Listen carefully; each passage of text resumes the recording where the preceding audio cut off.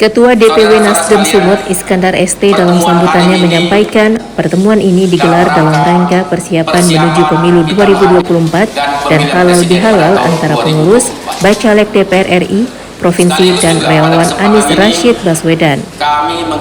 Iskandar menjelaskan dalam pertarungan di pemilu mendatang, DPW Partai Nasdem Sumut ditargetkan oleh Ketua Umum Surya Paloh sebagai partai pemenang di Sumut.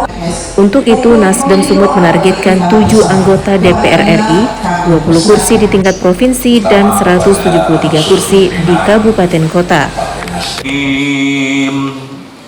Bismillahirrahmanirrahim. Barakah wassihata wal afiyah wat taufiq. Engkaulah Tuhan yang Maha Esa, Maha Kuasa, pencipta, pengatur, dan pemerintah semesta jagat raya. Kami hamba-Mu yang Engkau berikan. Untuk merealisasikan semua target, Iskandar mengatakan dibutuhkannya kerjasama antara para calon legislatif atau caleg dengan tujuan membesarkan Partai Nasdem dan menargetkan sebagai pemenang di Sumut. Dalam acara konsolidasi sekaligus halal bihalal ini, Iskandar juga menyinggung kasus yang menimpa Sekjen Nasdem, Johnny Plate.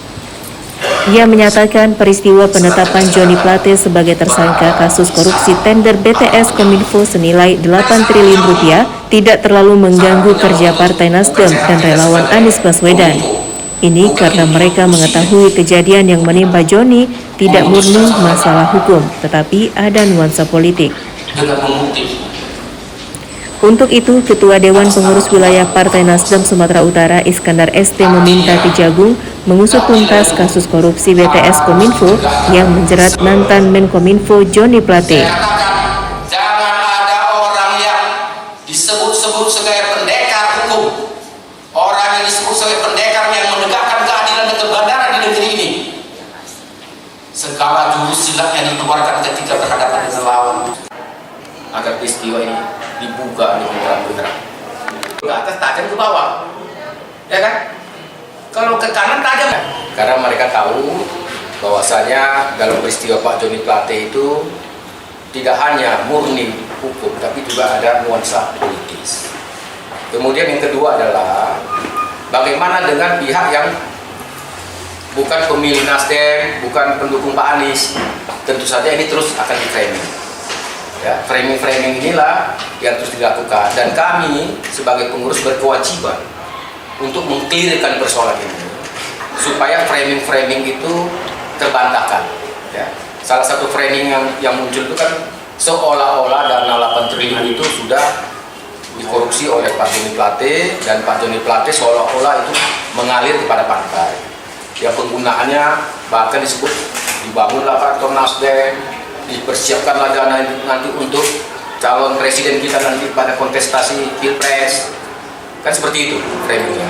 Nah, hari ini kita melakukan konsolidasi dan kita menjelaskan seperti tadi yang saya sampaikan, bahwa saya pertama adalah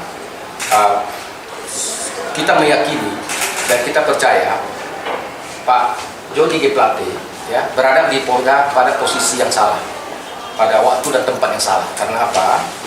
Kan itu saya katakan, kita yakin Pak Johnny Plate yang saya kenal, beliau tuh punya karakter yang baik.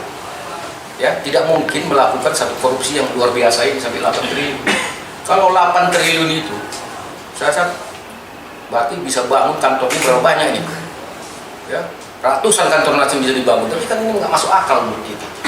Dan kami meyakini beliau itu sebagai tanggung jawabnya sebagai menteri. Karena menteri kan dalam proyek yang limitnya di atas 50 M nanti lebih, itu biasanya adalah kuasa pengguna anggaran. Jadi otomatis dia akan bertanggung jawab terhadap anggaran itu. Dalam hal ini kan bukan uang itu mengalir kepada beliau dan kemudian dialirkan kepada partai. Nah, ini yang mau kami clearkan. Dan kami juga ingin menyatakan, kenapa saya mengatakan Pak Johnny G. Plate pada tempat dan waktu yang salah. Ya, karena dia ini seorang entrepreneur, seorang profesional, ya, yang terjebak dalam situasi ini. Ya, apa situasinya bagaimana? Ya, maka kita minta supaya kejaksaan membuka dan membongkar ini semua. Apa situasi terjebak sama siapa yang saya bilang tadi? Ya, seorang entrepreneur yang terjebak di sarang penyamun menurut saya. Kenapa? Syarat penyambut itu bukan institusi Kominfo, tapi di mafia-mafia proyek yang saya yakini juga bukan hanya di Kominfo. Ya, mafia proyek yang bermain-main selama dengan proyek, di mana Pak Joni Plate sebagai kuasa pengguna anggaran akhirnya terseret dalam persoalan ini. Maka kami minta agar kejaksaan, terutama kami minta juga Pak Mahfud sebagai Menko Polhukam, beliau itu harus ya menjadi ya bukan saja menjadi hanya mendorong, tapi dia juga harus mengawal, bahkan dia harus menjadi panglima ya dalam rangka untuk membuat peristiwa terang benderang. Sekali lagi saya tegaskan, Nasdem tidak di Sumatera Utara ini satu butir pasir. Dari Medan, Sumatera Utara, Tim Liputan BNews TV melaporkan. Yang berasal BNews TV.